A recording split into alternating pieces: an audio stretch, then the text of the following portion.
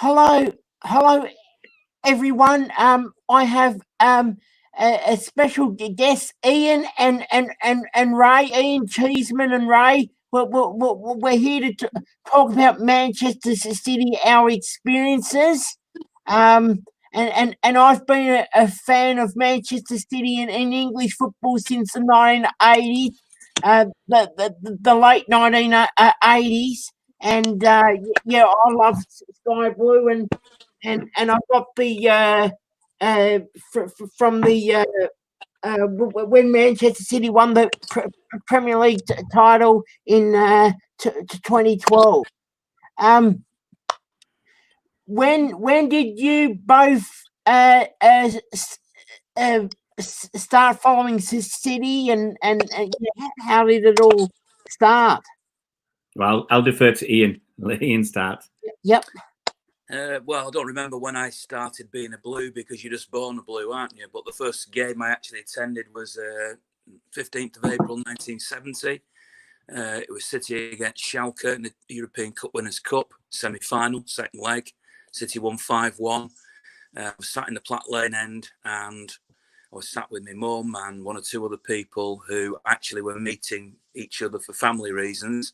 I was the only one interested in the football. I'd been desperate to go before that to see my hero, Colin Bell, to see some of the other great players. Colin and Mike Doyle both scored that day, 5-1. Brilliant day. And although I was already a Blue, I was hooked. So that was the start. And since then, well, not straight away because I was only a boy then, but certainly once I got to be a teenager, I've basically gone to every game home and away.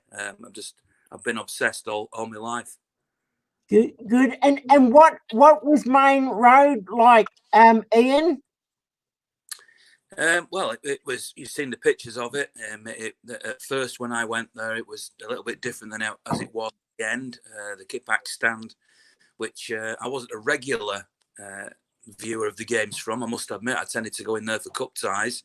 Me and my dad used to sit in the main stand, which might seem a little bit square or a little bit, conservative, whatever you want to say it. But I was going with my dad, and that's where he wanted to sit.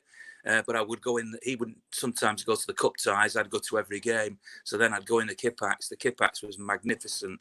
I mean, I was only talking recently to a few people about the day that City beat Charlton 5-1 in 1985. It was a red hot day.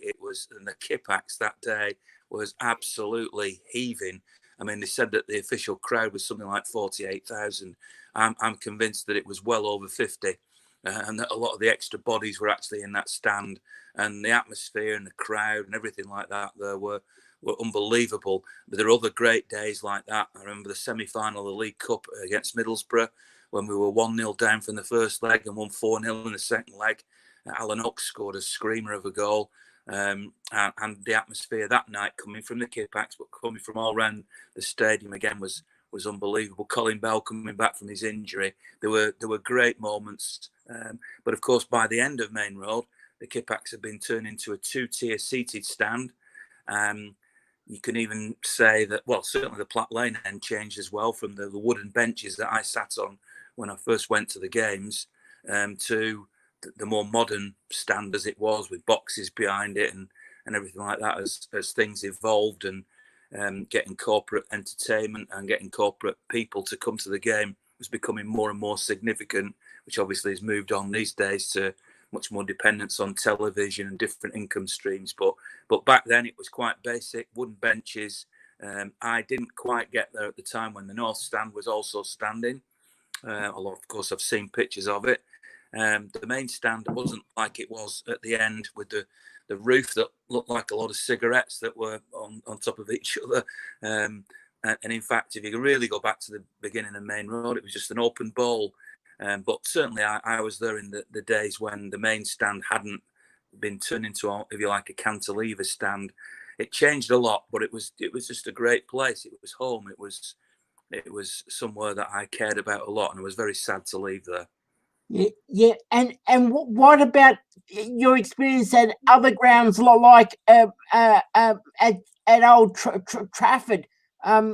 What was those like? Swear? What's the point? Why are we swearing? I thought this was a family I program. didn't swear. No, I didn't. I didn't. Yeah. Well, I'm just saying, what was it like? Because I've never been to any game at all. I'm in Australia, and I don't know what it's like, and I just like to. I wish I could be there one day in the UK and watch Manchester City home and away, at least one home and one away game. Well, all you do. I mean, at Old Trafford, when I first went there, was like a lot of football in the 70s, was quite dangerous. It felt intimidating. I mean, I remember going to one Old Trafford derby with my girlfriend, as was, and she's now my wife, where we were sat in the seating above the paddock at the United Road end. Obviously, they've all got different names now, but there were still United fans behind us, and there were darts raining down from above, and I was scared for my safety, for my girlfriend's safety, and we saw people walking out of the ground that day with literally a dart in the top of their head. It was scary stuff. Right. But Leeds United was like that. Chelsea was like that. Newcastle was like that. There were lots of them all over the place. Liverpool, obviously, Liverpool and Everton. The only time I've ever been mugged in my life was going to an Everton game. So it was very different back then. These days, of course, the stadiums are much safer. More modern generally. There are slight exceptions. We played Sheffield Wednesday in the FA Cup not too long ago, and that was a throwback really to being in one of the grounds like, you know, the old days. It did feel a little bit like that.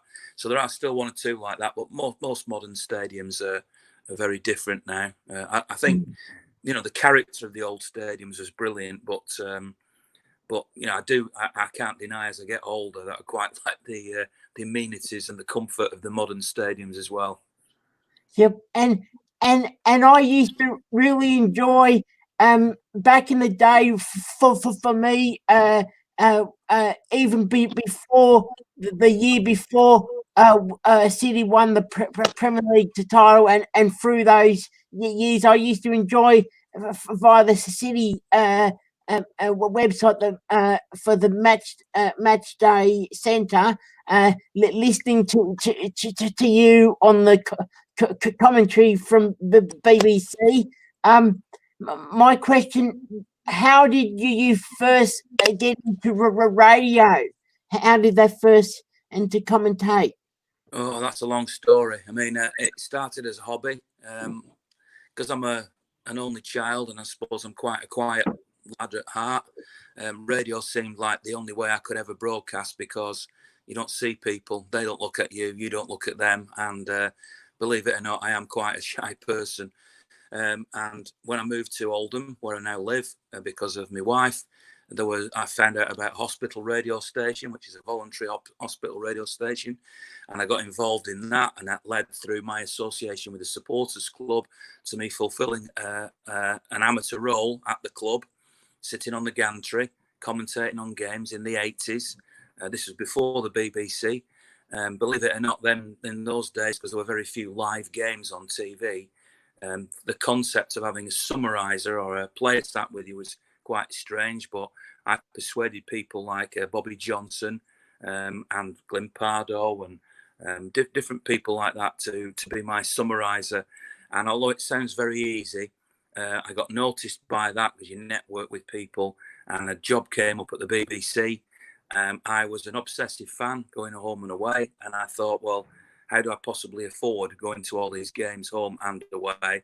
And the only way I could do it was to try to work in the industry. And so when the opportunity came to work at the BBC, I took it with both hands. And that, it sounds easy, but it's a lot harder than that, led to the opportunity to become City's commentator. And to do that job, to me, was the best job in the world, the perfect job. It's what I considered myself to be my best job. You know, if I'm being honest, I'd rather be commentating on City games, as I did then, than vlogging or podcasting or doing any of the other things. That was the perfect scenario, and I think it's what I genuinely thought I was the best at. It was very sad when I left there, and so now, you know, I've had to find another way. But commentating and all of those key moments, you know, was amazing. Yep. Did you? So can I ask Ian? Was it Sunshine Radio for the hospitals? It was called Radio Cavell. Cavell, which that is named was after Edith Cavell, the nurse. I had a friend who, when I was, I must have been 12 or 13, he was in hospital for a very, very long time. He had a lot of problems. And so we used to go to see him, and we used to hear the hospital radio. And so that takes me back. That takes me back a long time as well. So I'll tell you my story. Yeah. Yes, yes. Mine's just hang on one Go on. sec, Ray. Just Go on. understand one little bit, and then I'll defer to you. But what I would say is that hospital radio, if anybody has that opportunity to do it, it is brilliant, because you'd like to think that there's lots of people hanging on your word, every word, but in reality there probably isn't. And I know my attitude to broadcasting has always been, even if one person's listening or one person's watching, do it the best you can possibly do it. And that was my philosophy when I did hospital radio. But because there's not millions of people listening, and there's not lots of critics, you can experiment, you can learn, you can hone your talent. And I spent 10 years doing that. And without that, I don't think I would have had the career that I've had. So I'd recommend it to anybody. But go on, Ray. Sorry, I didn't talk. It's all right. It's all right. No. Talking about Oldham, because I grew up in Oldham, so that's why I know about the hospital and Radio Cavell. I forgot the name. It's a long time ago. And my story's really very different for many reasons. My dad, he liked football, but he never went to football. He went. I don't ever remember him going to a professional football game. He used to work with football clubs, but he never went. And when I was growing older, I would get tickets to games. Or freebies, basically, because of the connections he had. But I probably started supporting City in the early 70s, probably about 73, kind of rings a bell, because my eldest cousin, who lived next door to us, he was a City fan. And the rest of my family and his family were Reds, whether United or Liverpool.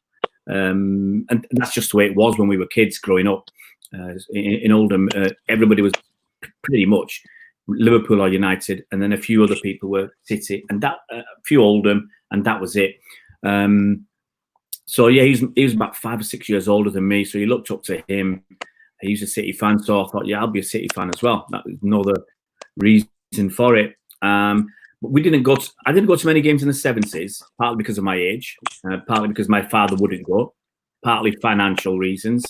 My father didn't like us going to games because all you used to hear on the TV was about hooliganism. It was about fighting. And my father was very much a pacifist, and he didn't want to see his kids getting beaten up. And, in the late 70s, I would have been 10, 11 years old. So it's too young, really, to be going to games. And obviously, there was a racist element as well. We'd had that all the time. So you had the hooliganism, the racism, and the cost. And if my father was, you're not doing that. But I probably started going in the late 70s when you'd go with a few friends going to Manchester. I remember going friends around 78, 79. I remember talking about Steve Daly, and I think he joined in about 79. And we were talking about, because he was a big money signing. We wanted to see where the few quid that we were spending on City every so often was going on this new talent, and I think we were a bit let down, but we were expecting a bit more.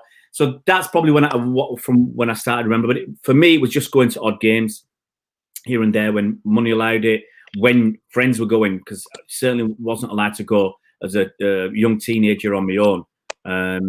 All that way to Manchester, and with the problems that were still prevalent in football at that time. And then when I went to uni, after that, I went to live in London, and then I started playing Saturday football. So that stopped me going to games, because if you're playing Saturday football at 3 o'clock, a lot of games were still, thankfully, in those days, at Saturday at 3 o'clock in the afternoon. But living around London, I used to go to away games. So I remember going on my own, because in the early 90s, I wasn't aware of other City fans. I lived in Guildford. There was no City fans around there. And then I'd go into London to watch City play against the likes of QPR, Chelsea, Arsenal. I think I remember going to Sellers Park, a few other grounds. And I just remember those days where we never seemed to, I don't think I ever saw City win in the times I went around London. It was times when You'd go there and you just get beat. And you know, I remember going to a Chelsea game. We were so far away from the pitch, you could hardly see anything. And I think in the whole game we had one shot.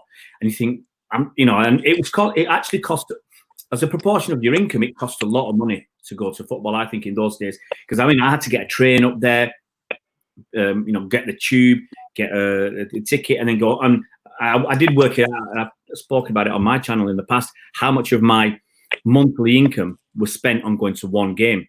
And it was a really difficult thing to do, especially when you were only going to away games. So that was my kind of upbringing. And then we moved to France and lived in France for nearly 10 years. Difficult to go to too many games. I mean, I had my season card at the Etihad by then, and I would go to maybe 8 games a season if I was lucky. It's just based around school holidays and summer holidays. You know, when are the kids going back to school? So you time your breaks back into the UK so that you could have as much time around games if possible. And you know, I was always like, I want to go back to France on Sunday because it's a game at the weekend, or there's a game on Sunday. I want to go after the game. Well, the kids start school on Monday. You can't do that, and things like that. So it was obviously not so easy. And then obviously we moved back to England a couple of years ago, and then you could start going again more regularly to the games, home and away, as much as possible. Then my kids are growing up, and I've got to look after them. So it's always something, you know. And no matter how much you love football, and I love football, I loved everything about football from when I was a child. To learn as much as you can about football, read as much as you can, watch as much as that was on TV, listen to as much as you can on the radio. You know, dialing in, was it Piccadilly, trying to tune in on this really knackered old radio back in the 70s and 80s, trying to get commentaries. But now my kids are getting, I've got to look after my kids as well. So I've got my kids going as well whenever I can.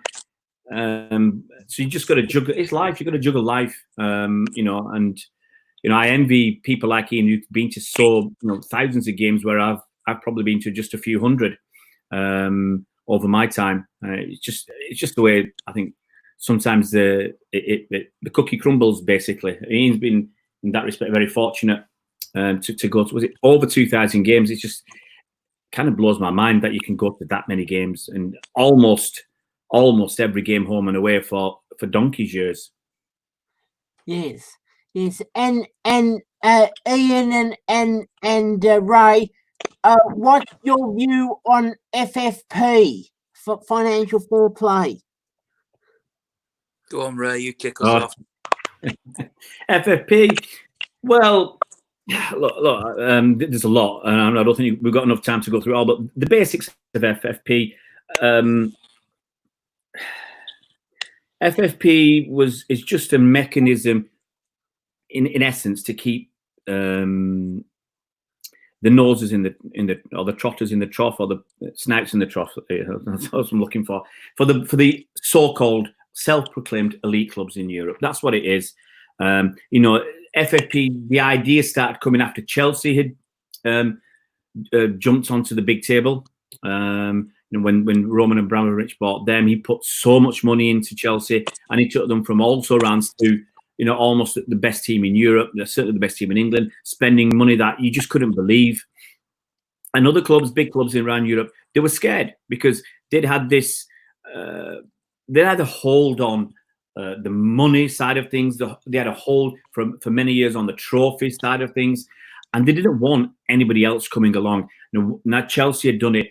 What if other clubs started to do the same? You know, the world was becoming more global, and more owners were coming in from all over the place, rather than having a in the old days, a local owner, a businessman made good, or a ex sportsman who bought the club or something like that, and put their money in. You were getting people coming from all over the world and pumping incredible sums of money in, and so that's, I think, the basis of FFP. It was to same as the Champions League. Champions League was there to make money. It's to stop the big clubs walking away and setting up their own European Super League. And FFP was kind of to keep them on side and to stop new entrants. It was never designed to stop clubs going out of business, because clubs are going out of business left, right, and centre. It was just designed to make it more difficult for a new owner to come in, buy a club, pump it full of money, buy all the top players, and start winning stuff, and then pushing these other clubs. And you've seen it. Clubs like AC Milan have dropped out from things like the Champions League, and other clubs in the old strongholds of Italy, they've struggled. France, their clubs are struggling because they just can't compete financially. And you'll see that with most of the Champions League winners, I would suspect, for the last 20 years have been big clubs. You don't get smaller clubs get into those higher echelons. And so that's what FFP is for. City have come along. We managed to just squeeze through. PSG squeeze through. But it's there to stop anybody else coming up and doing the same, because all that will do is push your other, your Spanish clubs further down. There'll be a point where they'll start dropping out, and they're scared of that happening. They're scared of the competition. It was all right. It smacks of hypocrisy. It was all right when they had the money, when they had the clout, when they had sometimes state backing, unusual, can we say, dubious deals. To help finance them, or to save them from bankruptcy or whatever. But when somebody else comes along, someone new, I mean, I hate the term nouveau riche, which some people have coined and thrown at Chelsea, City, and PSG, and say we're upstarts and we're we've got no history. I mean, he knows a lot more than me. You go back to our history back into the 1800s, so it's not as if we're a new club. We've never had success. Or anything else like that. It's just basically people are jealous of the finances available to some clubs, and they don't want somebody else winning trophies. They would rather it stay just them. And so that's what basically it's about, to stop anybody else coming to compete on a equal or a better footing than the so-called or self-proclaimed elite clubs in Europe.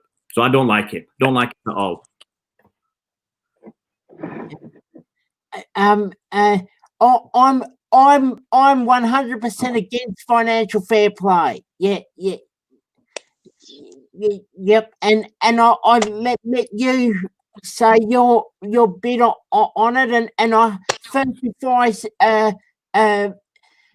I hope City get off in that. Don't we all? Yeah.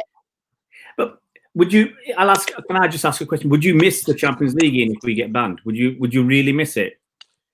I'm focused on. Sorry. It's a difficult. You don't have to say sorry, Jason. It's a difficult time to have this conversation at the moment because we're in such unusual times. I personally have lost some of my enthusiasm for football with everything that's going on at the moment, and I'm not quite sure how I'm going to feel when. First of all, games are played behind closed doors, and secondly, when it eventually returns. And I actually did a video last night with a few fans asking them their opinions, which obviously you can watch if you go to the channel.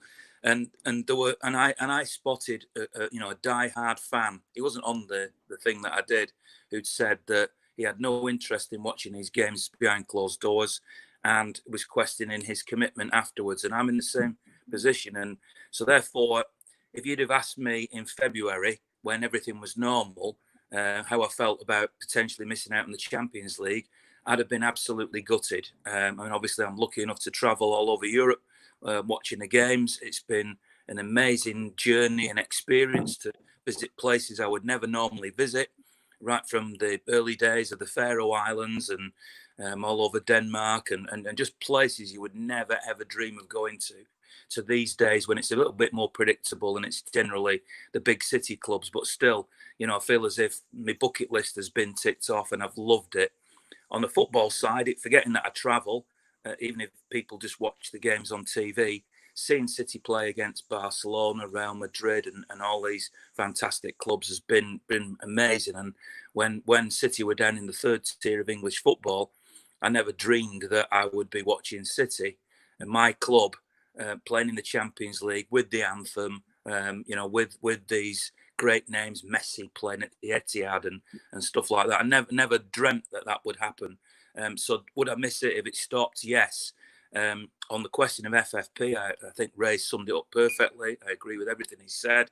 The one additional thing I would add to that is that City next week are going to be facing this CAS appeal, and the essence of it is not whether the rules are right or not, because I think we all agree that the rules are wrong and have been created basically to stop clubs like City. That we all certainly City fans agree on. The question mark, the legal question mark's a bit more complicated, and whilst I wouldn't profess to be an expert in all this, what I would say is that the accusation is that money of City have sort of laundered money. That's a very emotional that's not the right word. No, it isn't. That's not the right word. But financially doped certain, themselves, as it were, through other companies. That's the accusation, anyway. That a club, an airline like Etihad can't possibly have generated enough money to sponsor City to the degree that they have. Clearly, even if that's the case, I have no problem with it, because it's the owner's money, and if I won the lottery tomorrow, 150 million, I should be able to put, if I wanted to, my money into City, and that's what's being stopped. However, if the rules are in place, it's a bit like saying, as I drive down the road today, I was doing 40 mile an hour in a 30 mile an hour area, and the police say, oh no, it's 30 mile an hour here, you've broken the law, I'm fining you. And me saying, yeah, but it's a dual carriageway, there's nobody around, I should be allowed to go at 40 mile an hour. I might not agree with the rules, but you have to abide by the rules. So if City are found guilty ultimately, it will be because they didn't stay with the rules that were there, whether we agree them or not. And that's the bit I don't know. Yeah, I think one of the issues is UEFA said you've been deceptive. You've not been honest with us, and us as laymen, let's say, we don't know all the nuances, the ins and outs of bottom line is, if Etihad want to sponsor them and they can't afford to, they can still give the money. That is actually the bottom line. Just because you don't have or you don't generate the money yourself does not stop you from doing the investment. You can borrow money, and there's other ways to do it. So I don't think that in itself is the issue. I think yes, and it does appear, according to some of the emails that have been leaked, that Etihad were given money to pay over to Man City. And I think they had to make sure it went through Etihad. You can't do it direct. You've got to do it through Etihad. So at least you've got that audit trail. But I think it's just that UEFA once again, they're being pressurised. They wouldn't have done this on their own. It is a pressure from other clubs who don't like, and other leagues who don't like the position of Manchester City. It's interesting to see that PSG, who, if you want to put it on a scale of misdemeanors, City might be on a scale of 1 to 100. City are probably somewhere, I would suggest, around 10, and PSG are well past 100. I mean, that's how bad they've done stuff with their sponsorships.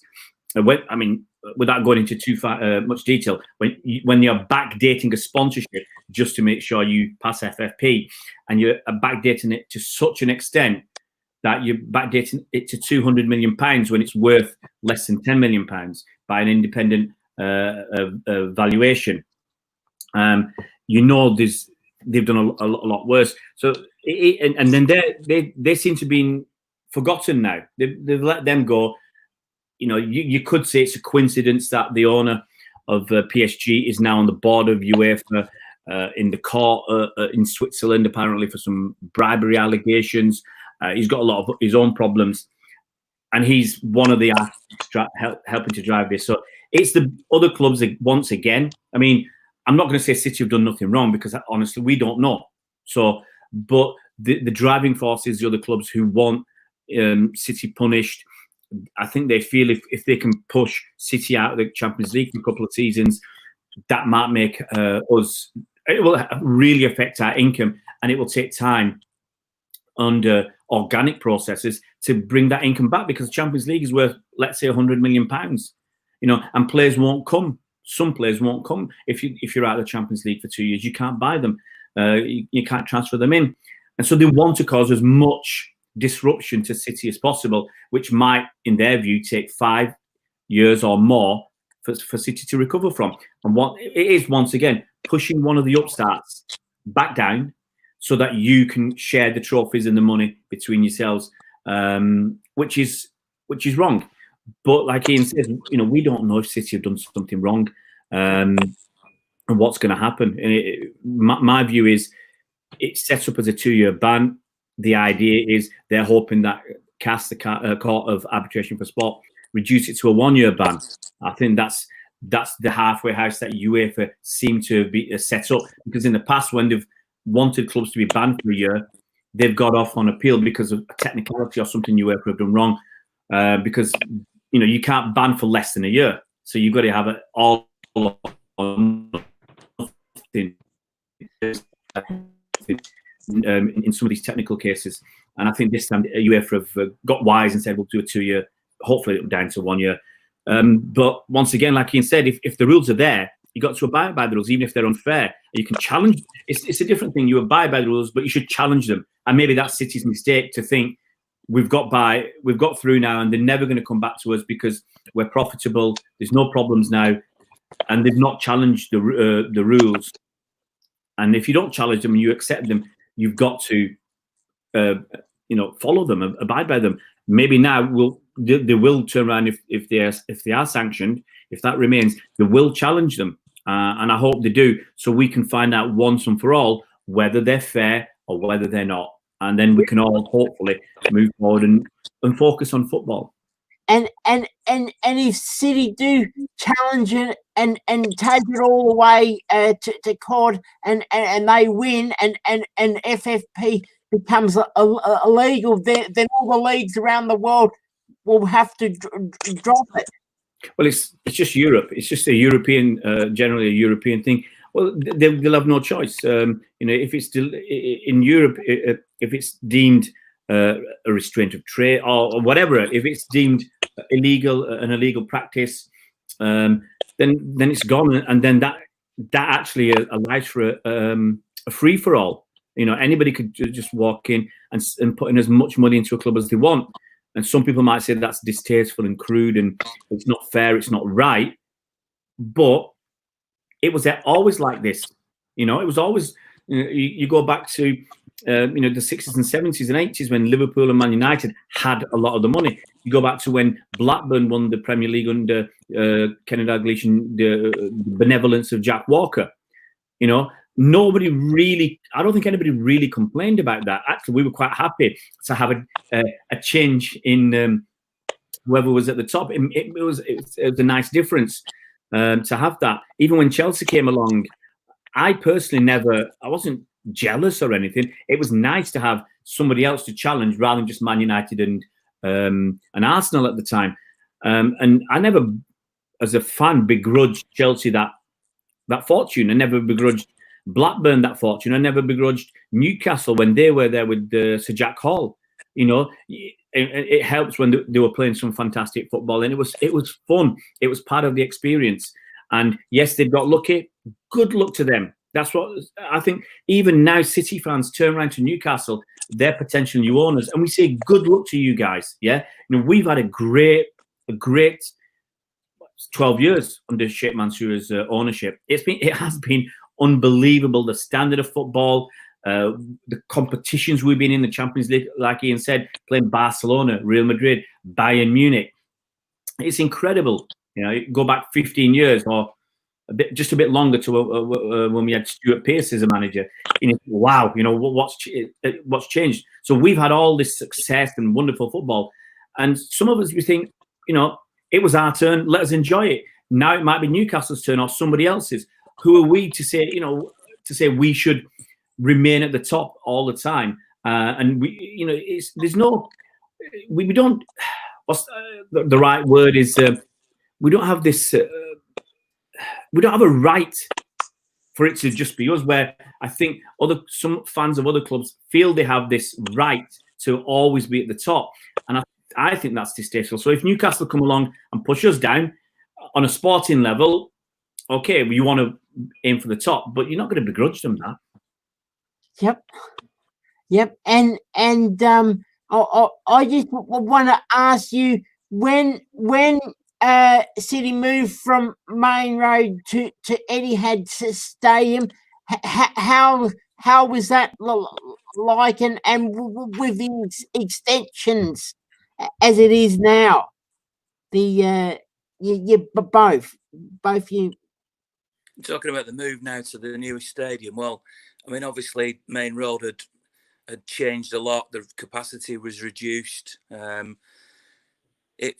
had a huge sentimental attachment to it, but times move on, and we were very, very lucky recipients of the Commonwealth Games Stadium, very cleverly designed for being a football stadium afterwards. It blows me away that they thought about it the way that they did, digging away the ground underneath so that you could have an extra tier, building it originally horseshoe shaped. I mean, I was there for the opening ceremony and the closing ceremony of the Commonwealth Games, and I was sat in the temporary stand, which is where the city store is these days. And to see the transformation, now the extension, of course, to the south stand has been stunning. And as I say, as I get older, as the bones creak a little bit more, I'm quite content to be in a more modern stadium, and I genuinely believe that City Stadium looks aesthetically as good as probably any stadium in the world in terms of comfort and facilities. And I've been lucky enough to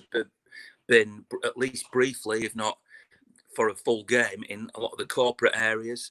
I've been in the press box. I've sat in different seats in the ground, high up, low down, and it is just an amazing place. Now, you know, you can look at Arsenal's ground with padded seats, which arguably a little bit better than the plastic seats that we've got. You can look at other stadiums around the world with retractable roofs and pitches that go in and out, like Schalke, the German team that I have an interest in.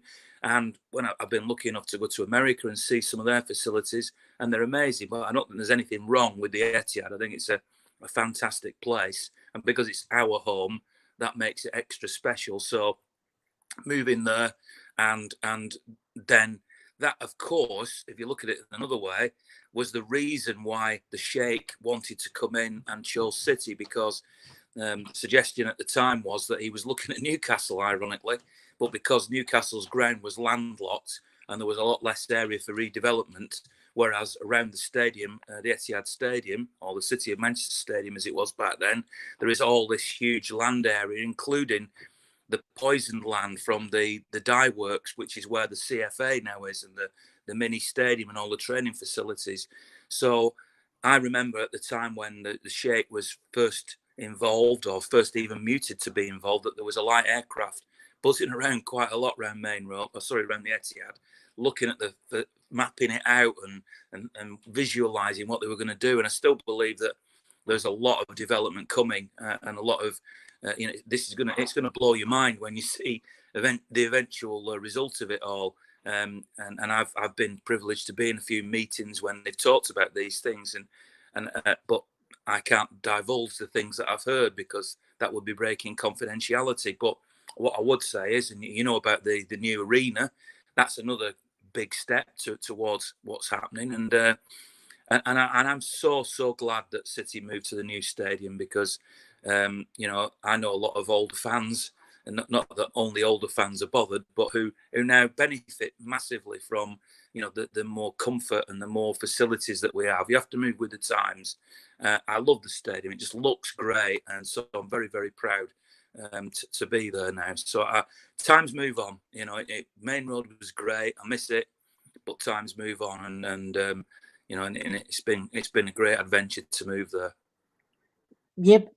And what were some of your favourite moments watching Manchester City play? Where do you start? I mean, from the first game, which is obviously always a bit mind blowing the first time you go, because it's a new sensory experience. A lot of big derby victories stand out, like the 5-1, when the team's full of youth players like Andy Hinchcliffe and Paul Lake and all that mob. And I was commentating on that game, so that made it even more exciting, to be up on the gantry at Main Road commentating, albeit as a volunteer for the club. But to do that, the 10-1 against Huddersfield, more recently winning 6-1 at Old Trafford was like and especially because I was commentating for the BBC and I was able to sort of, as that ball was played through by David Silva for Dzeko, even though my job was to be neutral on the BBC, I was legitimately allowed to say, Manchester City absolutely battering United here at Old Trafford. And that was a great moment. And then, of course, you come to 2012 or, and Yaya Toure scoring at Wembley to win the FA Cup, because I was there in 81 for both the games, the original match and the replay. When we lost, it was heartbreaking at that age to see them lose. So eventually to see them win the FA Cup was like the fulfillment of all that tension that had built up in me for so long actually being released, and I didn't need to look back at 81 anymore feeling upset or bitter. I could actually think, yeah, it was a great game, and Steve McKenzie did score a great goal, and actually it was a great adventure, rather than thinking, why could we not win it, and why did we throw the lead away and all that? Why did Tommy Hutchinson score in the wrong end? All that was gone in a moment when we won the FA Cup.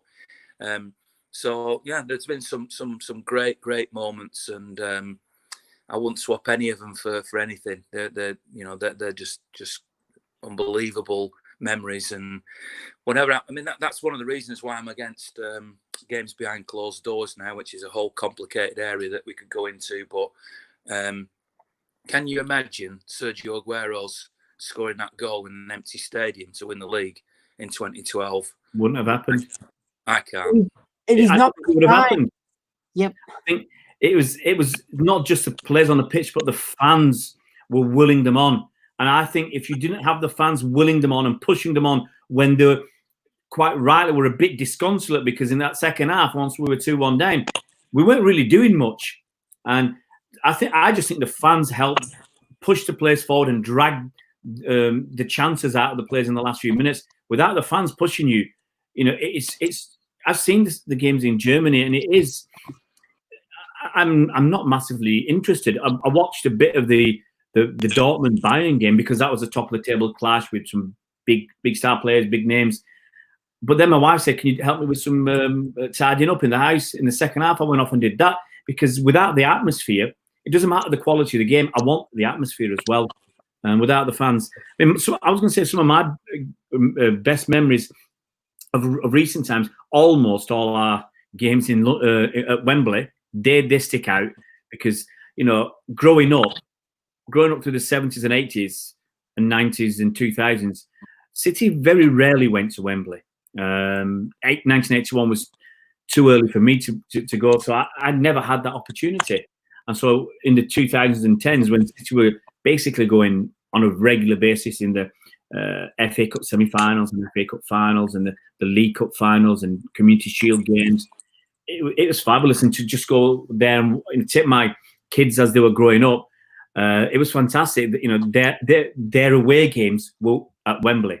They were too young to go to normal away games. They'd go to Wembley to watch City beat Sunderland and see Yaya and Nasri score incredible goals. That will always stick in my mind. Watching City beat Liverpool on penalties in the League Cup a few years ago, that was a big standout for me, because I just remember my kids, and it was important for me because I'd always take one of my kids to the games, watching something like Sergio Aguero's debut against Swansea. That still sticks in my mind. Once again, I had my youngest. It was his first one. He was 2 years old, and he was desperate to leave. He wanted to go, and a lot of fans sadly had already gone before Aguero scored that goal. And we were, and he was dragging me out, but we managed to stay long enough to see that goal. And one of and any time we beat United is always a big thing. But that game against Liverpool, when we beat them 2-1, was it the 3rd of January? In the last season, I was incredible. I don't ever remember shouting and screaming so much in a game of football. The atmosphere was incredible. The game was, and that was partly because the game was so tense. It was so crucial. That really sticks out in my mind. As I said, the derby wins always great. Especially when you thump teams. But there's not always games where you thump the opposition. They stand out because you see hopefully some brilliant football. But it's also those close games. But I remember when we beat Chelsea 6-0. That had been in a couple of seasons back. That was a fantastic. That was a fantastic day because it was Chelsea, and we absolutely battered them. One of the top teams. We absolutely smashed them out of the park. That was fabulous. I always like winning. I try and forget. The only game that sticks in my mind where we lost, and I'm really, really upset, was when we lost to Wigan in the FA Cup final. That was just, I go back. That was just a really bad day from start to finish. So I tend to try and forget the bad games and just focus on all the good stuff that we've had loads of recently. And Ian and Ray, what did you think about Roberto Mancini, or what did you pronounce as a manager? Was he a good manager? Well, he certainly was in charge at the time when so many great players came to the club. Some players who've still been core to the success from the two subsequent managers. How much of an influence he had on that, it's hard to know really, because what you hear that different people, these days, Cheeky Begirstein, for example, Brian Marwood, and how much influence they've had in recruitment. But you have to look at the players that come in during a manager's tenure and give them some credit. And the players that came in under Mancini were fabulous players. And obviously, I've heard rumours. I'm sure others have as well, that behind the scenes that Roberto wasn't as popular as maybe Pellegrini and Pep Guardiola have been. All I can do as a fan is say that when I met Roberto Mancini, which I did on many occasions interviewing him, he was always a perfect gentleman. He was, as far as I'm concerned, a manager that had a lot of qualities. And you saw what happened on the pitch with him. Very different style of football than we've seen under Pep Guardiola, that's for sure. But we needed to get over the line for that first title win, and everything's come from that. So I think he's a manager that we should always hold in that absolute highest respect. And when he left, and the fans took out adverts in the papers in Italy and whatnot, thanking him and everything, that showed how much he is beloved. This might be a slightly controversial thing to say, but I sometimes wonder whether there are people within the club who, because of maybe what happened behind the scenes, which I'm not party to, don't quite hold him in the same esteem as they've done other managers. But as a fan, I couldn't hold him in a higher esteem. Yeah, I got to agree with that. The fans say that Roberto Mancini got it. He understood the fans, and he galvanized the fans in a way that, let's say, Mark Hughes, who was his predecessor, was never going to. And for me, it was when he would argue with Ferguson. He took it to him. He wasn't like other managers in other clubs who would just bow down to him and all this reverence and everything else. Mancini, he knew he had to as well. He knew he had to, I think, fight back and ensure that he wasn't scared. And you respect somebody, but you don't bow down to them like other people were doing. And he would give it as good as he got, Roberto, and he'd give better than he got. And I like that. And then he did it on the pitch as well. And I like that, obviously, even more. So, as Ian said, he was the guy. He got us over that line in 2011 and in 2012. We did it, and he was the man in charge. And so you got to give him a tremendous amount of credit for doing that. And I think, that set us up for eventually, for what's happened in this last decade has been phenomenal. And Roberto Mancini was at the start of that. And it's actually great that he was at the start and Pep was at the end of the decade. They've kind of bookended a fantastic decade for Man City football. Yep.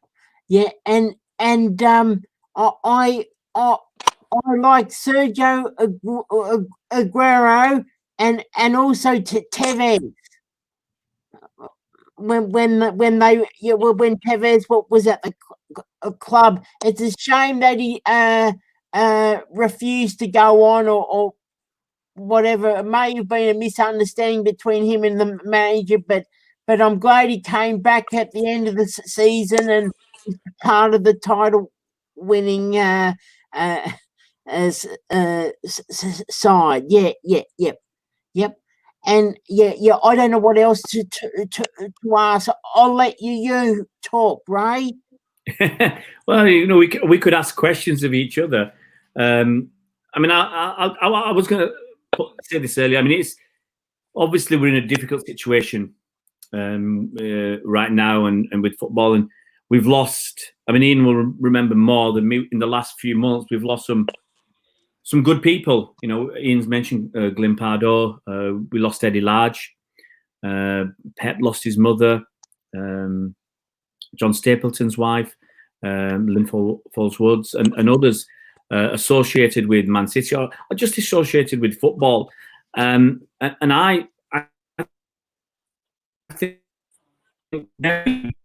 get back to football and being able to go, the world will have changed. And as Ian has already intimated, people have changed. People that desires to watch football have changed. And I'll ask of Ian if I can, how different do you think it's going to be? And I think I said on one of your Twitter messages, comments, we don't know when we're going to be allowed to come back to watch football. How much do you think it's changed, and how many fans do you think might stay away? It's an impossible question to answer, isn't it? I mean, I've had ups and downs during this period when we've been locked down. I've gone, there are people in a lot worse positions than me, but I have had depressed days and days when I haven't seen the end to it all. I mean, the things that I'm passionate about are attending football matches, going to the theatre. I love going to the theatre, and I love travelling. I'm a restless soul who always likes to be able to travel to new places. So the three things, apart from family, obviously, that matter the most to me have been put on hold indefinitely, and that has really affected me since my BBC days. Just like Ray, obviously, I don't know the exact situations of everybody, and I don't pry into that sort of thing. But I've been trying to continue to make a living since I left the BBC, and so a lot of my work has been match day dependent and football dependent. And as a result of the lockdown, that's all stopped. And because games will return behind closed doors, there is no prospect of that really changing. Finding sponsors, which is my model, the way that I operate, is going to become a lot more difficult in this period where companies have been struggling and have had to shut themselves down for periods of time. And on a more sort of personal level, having spent 45 years basically of mapping my entire life around every single fixture, and not only that, but going to reserves and youth teams and women's games and everything else. Having spent 3 months sat at home thinking, and one of the things that's gone through my mind in my low points has been, why have I spent 45 years missing my best friend's wedding, missing holidays abroad, whatever sacrifices I've made, and I've made a lot of sacrifices down the years.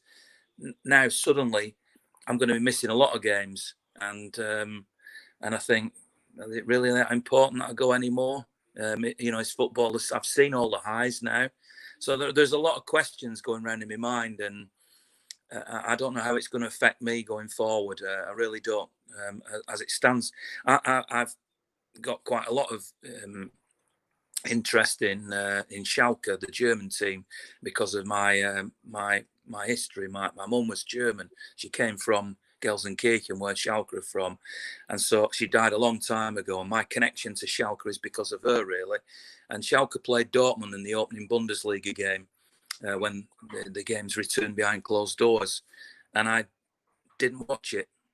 And I haven't watched a minute of any of the Bundesliga games since. I've seen little bits on the news, but I've not watched any games, and I have no interest in watching them, and I will not watch any of them. When City play, I'm still debating in my own mind, do I sit here and watch every minute of every game on TV and try to do, content on YouTube and all the rest of it? Or do I just go out for a walk? Because in my heart at the moment, I have no enthusiasm or interest in it. And the FA Cup, they've named the dates for the FA Cup today, and Champions League and whatnot. And those are the competitions City can win. And will I watch those games? What will it, if City win the FA Cup in an empty Wembley, win the Champions League in an empty Istanbul stadium? I know the people who are used to watching games at this moment, because they've not experienced yet the whole thing yet, might be thinking, yeah, it won't make any difference to me. I'll still be sat in front of my telly watching it. You know, this is genuinely 100% true. I've never watched a Manchester City game live on TV.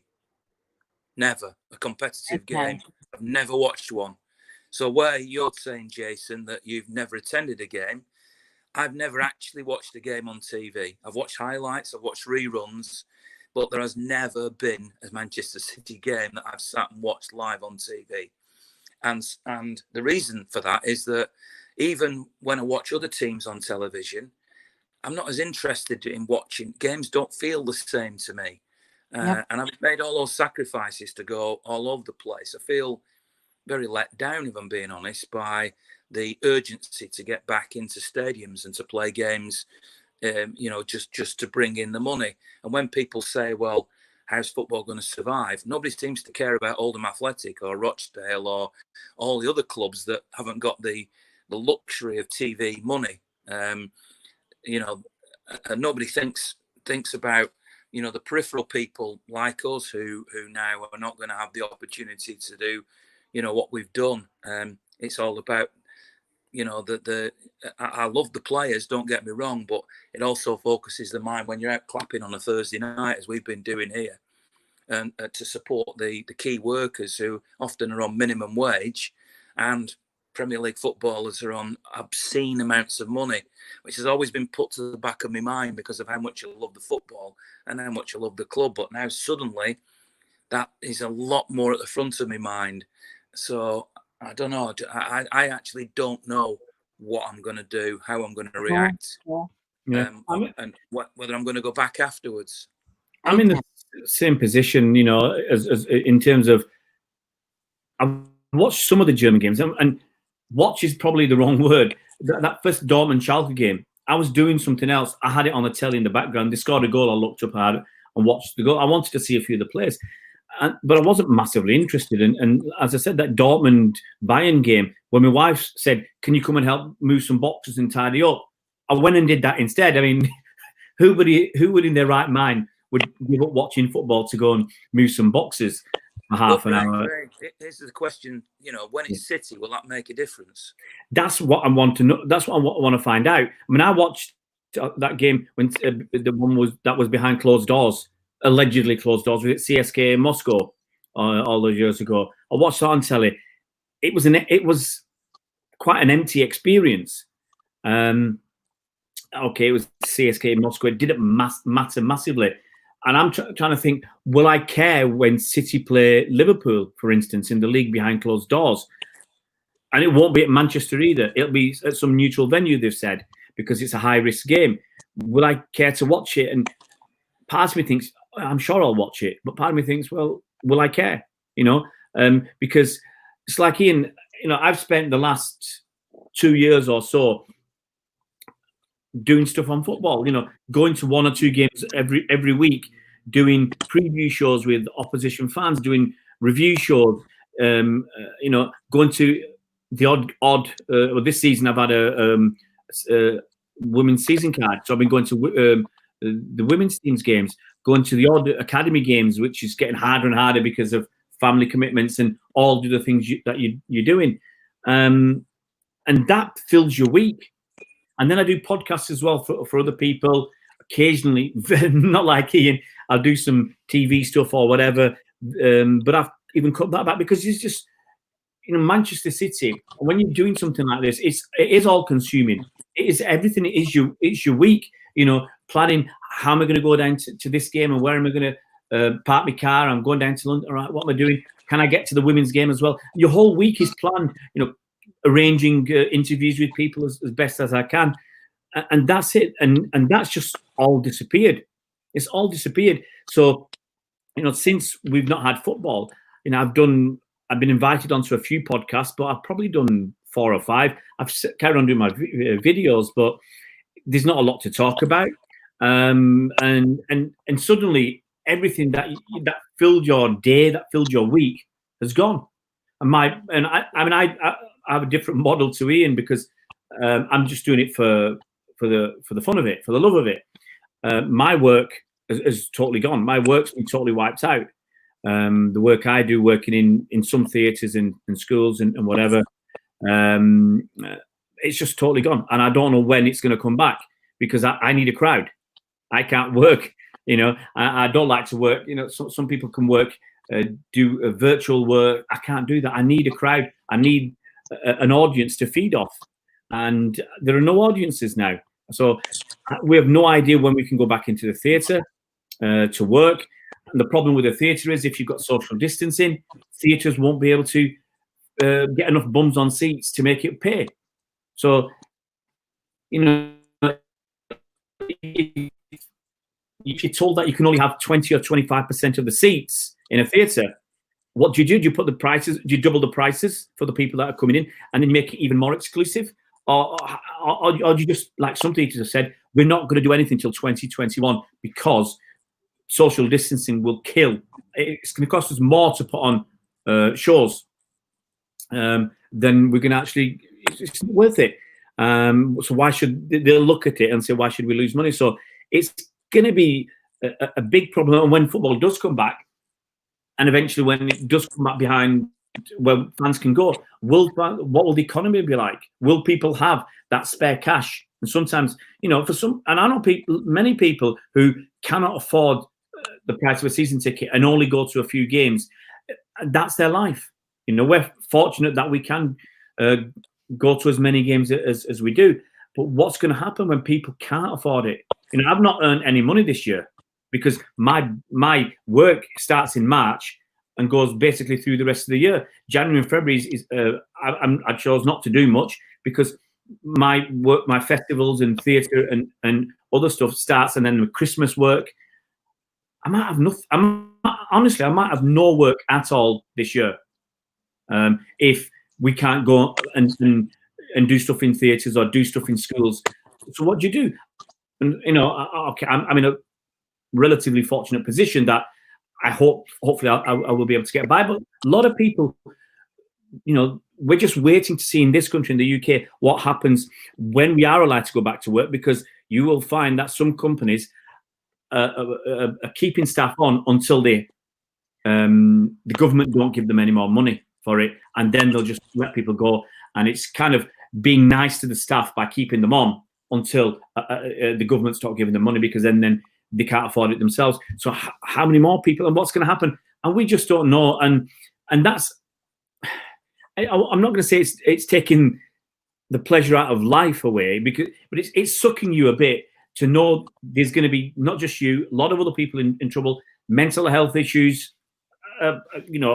Something that I did a lot of work with and for. People are suffering. People are suffering, and without the money, with depression and other issues, and trying to get your kids back. I know a lot of kids who are not doing that much studies because they're not in school. Sometimes they haven't got the facilities at home to be able to do it, and sometimes the schools aren't maybe giving them enough, or the parents can't push the kids to do it's not just here's some schoolwork, go and do it. You have to work with the kids, and especially if they've got special needs as well, that makes it even more difficult. And it might be that we need to get our lives sorted out first before we can even think about football, because you've got to live before you can enjoy. And you can't just forget about what's going on in the world. So there's a lot going through everybody's mind. There's a lot to think about. I just hope that when we do come out, we try to be a better society. We try to, without being political, but if we can suddenly find some money to get the homeless off the streets, why can't we always find that money? Or why can't we always find the assistance and help everybody? Why is it that, in this country, one of the richest countries in the world, I think 5th or 6th, we've got people homeless. We've got people who can't afford to go to a football match or to have entertainment because they're only concerned about living and they're going to millions going to food banks to survive. You know, I just want a fairer society and where we can all aim for the same thing, and that's to be happy rather than I'll be happy. I don't want you to be happy. I want to, you know, I want it to be more selfless and people think about each other. And then I think when we do start going back to football, we can enjoy it again. And I think that's just what I hope for. What I would like to see, if need be, when the crowd are able to come back, the clubs lower the prices so it's a bit more affordability for fans. Otherwise, if people can't go, it's going to cost them money anyway. So it's better to lower the prices down to make it more affordable. To be honest, I think because of what Ray's been saying about the uncertainty of the economic future that we all face, clubs are going to have to do that. They'll obviously, being cynical, PR spin it to say, oh, we're trying to help people. But I don't think they'll have any choice because I think full stadiums are a long, long way from happening. I mean, even if we return to full, the most optimistic is that by October, November, December, something like that, whether we've had antibody tests, vaccines or herd immunities or whatever way you look at it, it's possible that later this year, the most optimistic, will be back in stadiums. Certainly you would hope that by next year or next summer or something, it will be feasible for people to go back into stadiums. But are we going to see 55,000 at the Etihad? Are we going to see 76,000 at Old Trafford? Are we going to see Wembley full with 90,000 for finals? I think there's a lot of people very worried, particularly older fans who actually have quite a bit of spare cash in retirement sometimes, you know, to be able to do these sorts of things. A lot of those are going to turn the back on football, and actually, you know, I do believe that it's made people reassess where they are. And talking specifically from a City perspective, and this might sound cynical as well, but having been through all the lows that we went through and now had all the highs that we've gone through, this magnificent football, the winning the trophies and everything like that, is there going to come up? I sort of sense that there is certainly on the older generation, who you might say don't matter, but they make up. I think, if I'm right in thinking that City's season card holders has the highest average age in the Premier League. I think there's a lot of those older people, first of all, will be very worried about going to games, but also that when the inevitable dip comes, because Pep Guardiola moves on, because this generation like David Silva, Vincent Kompany, Sergio Aguero all move on. And I know we have some of the great players like Kevin De Bruyne, but already we've seen slight dip this season. It hasn't been quite as good, you know. Yes, we've won one trophy. Yes, we could still win two more. Although if we win them now in these circumstances, you wonder how real it is. But I definitely feel as if, you know, we're gone over the crest, and it's hard to imagine that the magnificent decade that we've just had will be replicated in the next decade. So if you are a person who's worried about money, who's a bit older, worried about, you know, catching something or whatever, and your team isn't quite as good as it was, I know that leads us to the criticism from other fans that were glory hunters, but that's not where I'm going with this. I just feel as if it might naturally be the time for a lot of people to think, I've done all that, I've achieved all that, I've been to all them situations. Do I really want to sit and watch us become good but not great anymore? And I wonder if that might be a particular problem that City face, as well as the general problem in society, every club, of people now questioning whether they can justify the money that they've left from surviving this financially. Now, do you really want to be paying huge amounts? So I don't think football has any choice but to drop its prices and to reach out to its local communities.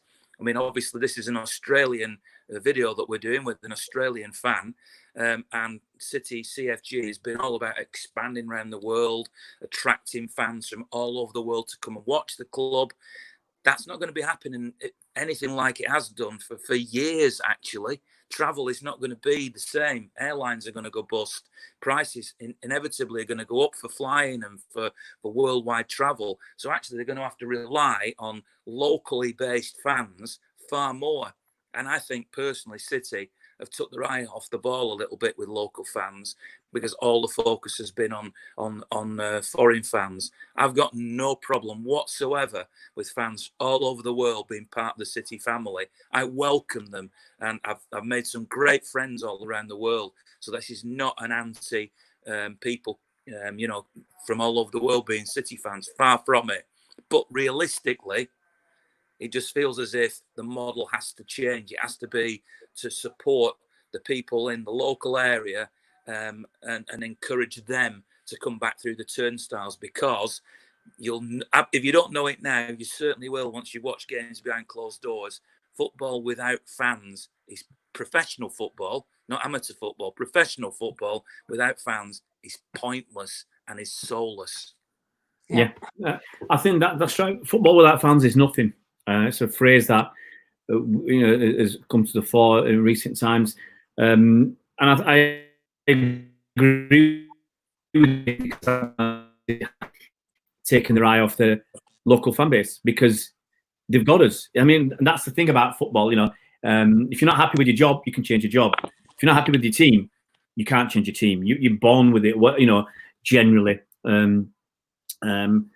And City have taken their eye off their local fans, because we keep going, we keep buying season cards and keep going to games and keep almost filling the stadium. And whilst they've got us doing that, then I think they don't feel we're as important as getting the new fans in, because let's be honest, you bring in fans from all over the world, they're bringing more money to City, and football is a business, especially at the top end, and it's going to be, and sadly it is, would you rather have a few hundred fans coming from overseas on a package deal where City get a lot more money than someone on a season card who's paying 350 quid a year? Someone might be, for coming to one game, putting into City's coffers 350 quid per game, whereas a season card holder might be giving 350 quid over a season. There's going to be someone that, so I'd hope now they'll turn around and say, actually, the local fans do matter, because that they provide the atmosphere, and we've, as football fans, have been neglected, and ridiculous things like Wembley finals on a Sunday afternoon, late afternoon, so that kids, if you want to, my kids didn't go to the Carabao Cup final this against Aston Villa, because they couldn't get home in time to have a night sleep to go to school, and my wife said, "You're not doing that. You're not going to come back at 1 o'clock in the morning and get the kids up at 7 to go to school." So it's unfair things like that, or playing games on a Monday night down in London at 8 o'clock, and you're coming from Manchester, and you're causing so much hardship for fans, and that's Premier League who are allowed to get away with it. So I think that's going to be an issue. And what worries me with some clubs, where they know they're full, they know they're going to get people coming in, that they will actually put the prices up.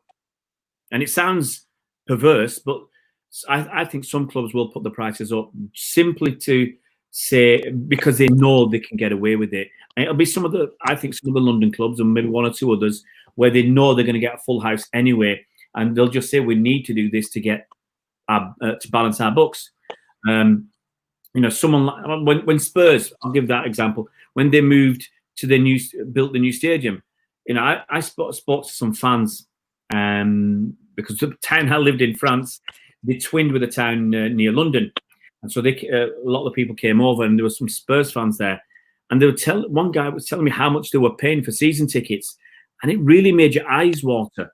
And people were paying thousands and thousands of pounds for season tickets with a bit of hospitality. It was crazy when you think Man City's cheapest season ticket, I think, is still £299. And when you were hearing Spurs fans paying in the thousands, and the cheapest Spurs season card, I think, was a lot more than 300 quid. But they were filling it. They were selling out, and they were filling the stadium. So I think there will still be some clubs who think we can get away with this. We can use this as an opportunity. to bring in more money and to do it by stealth and then never have to come down. And it is, for them, it's a balancing act, because obviously they want to fill the stadium. They'll have to find the right price point to fill the stadium and get the money in. But Spurs are losing as I'm using Spurs as an example again, but they must be missing out or losing a heck of a lot of money on match day income with their new ground. Same as Arsenal, same as Man United, same as Liverpool. Those clubs, we've heard Man United took out I think £140 million loan recently. Was it this week or last week? And some fans are thinking, oh, they need that to spend money on transfers in the summer. Well, actually, guys, United's match day income is between, I can't remember, 120 and 140 million pounds. If there's no football with fans next season, that's what they're going to lose. So they actually need this money to make up the shortfall in their income so that they can pay their players and pay the staff and continue as a business. So I can see them just coming back and saying, we'll put the prices up. Some of them where they know they'll sell out, and others, you know, some of the smaller clubs will just say, no, we'll do what's right to get more people through the door. You know, and the sad thing is, match day income has always been, for most clubs, is a very small element of biggest income now is TV money and commercial money. Man City's match day income is less than 10% of the overall turnover. So you'd think Man City could, you'd hope, have a small reduction at least in season card prices and ticket prices. Otherwise, you know, we will get jibes thrown at us because we're not going to fill the stadium. And it's a shame, because I was always hopeful that we'd expand it up to the 60,000, 62,000.